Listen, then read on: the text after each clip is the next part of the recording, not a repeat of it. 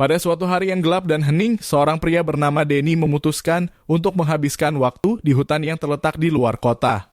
Meskipun Denny tahu ada cerita-cerita seram yang beredar tentang hutan itu, ia merasa tak tertarik oleh hal-hal mistis.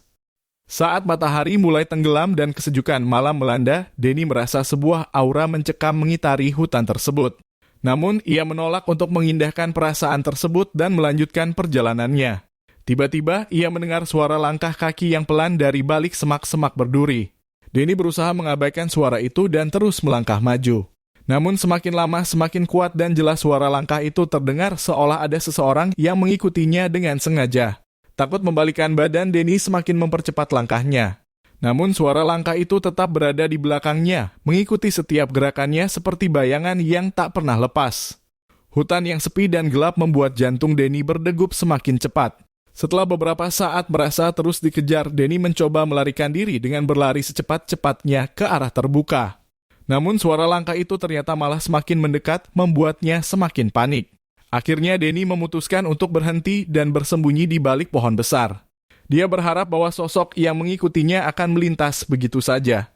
Tetapi suara langkah itu berhenti tepat di depannya dan Denny merasa ada seseorang yang menatapnya dengan pandangan kosong dan mendebarkan.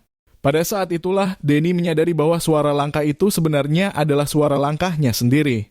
Sebuah kejanggalan di dalam hutan mengakibatkan Denny terperdaya oleh ilusi suara yang mengejarnya sepanjang waktu. Namun Denny tidak bisa melepaskan ketegangan yang dirasakannya. Dia merasa bahwa ada sesuatu di hutan itu yang mengawasi setiap gerakannya, membuatnya terjebak dalam perasaan ketakutan yang tak berujung. Dengan hati yang berdebar kencang, Denny berusaha menjaga ketenangan dan mengambil langkah hati-hati untuk kembali ke jalan keluar. Hingga saat ini, ia masih merasakan rasa cemas setiap kali melewati hutan tersebut, mengingat kejadian misterius yang pernah dialaminya. Sejak itu, Denny percaya bahwa adanya kekuatan gelap yang bersemayam di dalam hutan tersebut. Cerita tentang sosok yang mengikuti dan mengawasi masih terdengar dari mulut ke mulut, menceritakan pengalaman mengerikan yang dialami oleh orang-orang yang berani melintasi hutan di malam hari.